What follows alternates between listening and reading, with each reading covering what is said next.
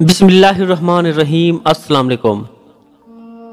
तारीख में इस किस्म के वाक़यात बहुत हैं। हासदीन ने सोचा कि इमाम अबू हनीफा के दामन पर ऐसा धब्बा लगा दिया जाए कि लोग बदजन हो जाएं। लिहाजा उन्होंने एक जवां उम्र बेवा औरत से राब्ता किया कि किसी हीले से इमाम साहब को अपने घर बुला, हम तुम्हें इसके बदले में भारी रकम अदा करेंगे। औरत बेचारी फिसलती भी जलती है और फिसलाती भी जल्दी है। वो झांसे में आ गई। चुनाचे इमाम अबू हनीफा रहमतुल्लाह अलैह जब रात को घर जाते वक्त उस औरत के घर के सामने से गुजरे तो औरत बापर्दा होकर निकली और कहने लगी, अबू हनीफा, मेरा खामद फौत हो रहा है, वो कोई वसीयत करना चाहता है और वो वसीयत मेरी समझ में नहीं आ रही। खुदा के वास्ते आप वो सुन लें। आप घर में दाखिल हुए। औरत ने दरवाजा बंद कर दिया। कमरों में छुपे हुए हासदीन बाहर आ गए और कहने लगे, अबू हनीफा, आप रात के वक्त एक अलहदा मकान में अकेली नौजवान औरत के पास बुरे इरादे से आए हैं। चुनाचे उस औरत को और इमाम आजम को लोगों ने पकड़कर पुलिस के हवाले कर दिया। हाकिम में वक्त तक बात पहुंची तो उसने कहा, इन्हें फिलहाल हवालात में बंद कर दिया जाए, मैं सुबह के वक्त कार्रवाई मुकम्मल करूंगा।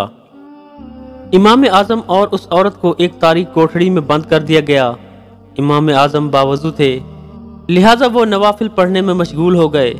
जब काफी देर गुजर गई तो उस औरत को अपनी गलती का एहसास हुआ कि मैंने इतने पाक दामन शख्स पर बहुतान लगाया है। जब इमाम आजम ने नमाज का सलाम फेरा तो वो औरत कहने लगी, आप मुझे माफ कर दें। फिर उसने सारी कहानी सुना दी। इमाम आजम ने फरमाया कि अच्छा, जो होना था वो तो हो चुका, अब मैं तुझे एक तदबीर बताता हूं ताकि हम इस मुसीबत से छुटकारा हासिल कर सकें।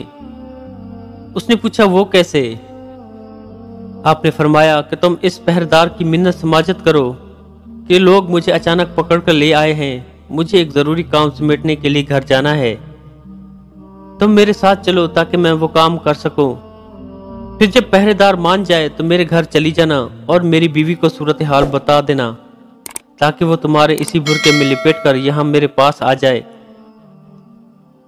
औरत ने रो धोकर पुलिस वाले का दिल मोम कर लिया और यूं इमाम साहब की अहलिया मोहतरमा हवालात में उनके पास पहुंच गई।